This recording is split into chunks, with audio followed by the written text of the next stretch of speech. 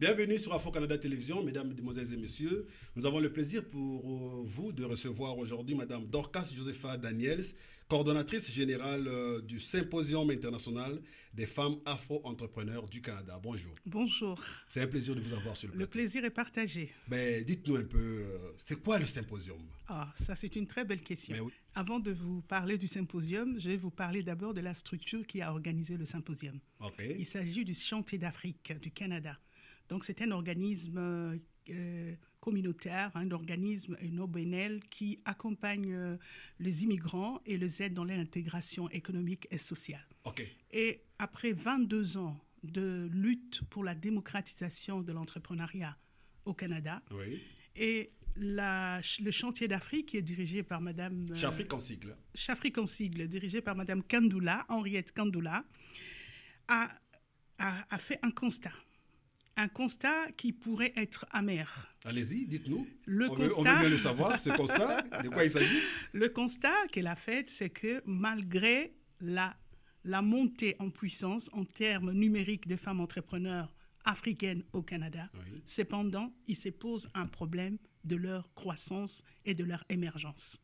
Et parmi le constat, les questions que nous nous sommes posées, oui. Pourquoi ces femmes n'arrivent pas à passer du cap de la démocratisation à l'émergence. Comme les autres entrepreneurs, bien sûr. Exactement, comme les autres entrepreneurs. Alors, la question qu'on se pose, on s'est dit, mais est-ce que c'est un problème de financement? Parce que nous entendons les gens parler, dire que non, si la femme entrepreneur africaine n'arrive pas à émerger, c'est parce qu'il y a un problème d'accès au financement. Est-ce que c'en est réellement un vrai problème? Est-ce que ce n'est pas un problème de malédiction? Malédiction? Je ne le dis pas, mais on se pose, parce que si on rentre dans notre culture africaine, on s'est dit, mais pourquoi cette femme n'arrive pas à accéder au financement? Parce que dans notre culture, si vous allez en Afrique, on dira que non, c'est peut-être une malédiction qui fait qu'elle n'arrive pas à accéder au financement. C'est-à-dire qu'on ne peut pas nous détacher de notre culture. C'est vrai que nous sommes arrivés ici. Ça nous suit jusqu'ici, hein? Oui, ça nous suit effectivement. Et c'est la raison pour laquelle on se pose toutes ces questions. Et une autre question qu'on se pose, est-ce que c'est un problème d'expertise? Est-ce que c'est un problème de réseautage? Est-ce que c'est un problème... Il y a tellement de questions qu'on se pose. Alors, Chafrique a décidé de faire une recherche en collaboration avec l'Observatoire des communautés noires, de faire une recherche sur les femmes afro-entrepreneurs au Canada. C'est-à-dire arriver à chercher à connaître quels sont les angles morts. Pourquoi on n'arrive pas à accéder au financement? Parce qu'on a vu qu'il y a une prolifération des organismes de soutien. Il y a énormément de potentiel qu'offre le Canada au travers des institutions financières que vous connaissez sûrement, dont je ne peut-être pas je citerai ici, mais qui feront partie du symposium, mais je vais quand même en parler. Il y a par exemple des programmes comme le Fonds Afro-Entrepreneur, il y a les vols, il y a le groupe 3737. Mais ce n'est pas aussi facile, là. C'est pas aussi facile. Non, mais justement, on veut arriver à chercher à comprendre quelles sont les vraies raisons. Et c'est la raison pour laquelle la table ronde, justement, la table ronde, c'est comme une tribune. Une tribune où nous aurons d'une part les institutions financières, d'autre part nous aurons les organismes de soutien qui accompagnent les femmes afro-entrepreneurs. Et nous aurons les entrepreneurs aussi en face. Et nous aurons aussi le pouvoir public au travers les officiels qui seront là. Pour qu'on puisse réfléchir ensemble, pour qu'on puisse chercher à savoir c'est quoi la raison.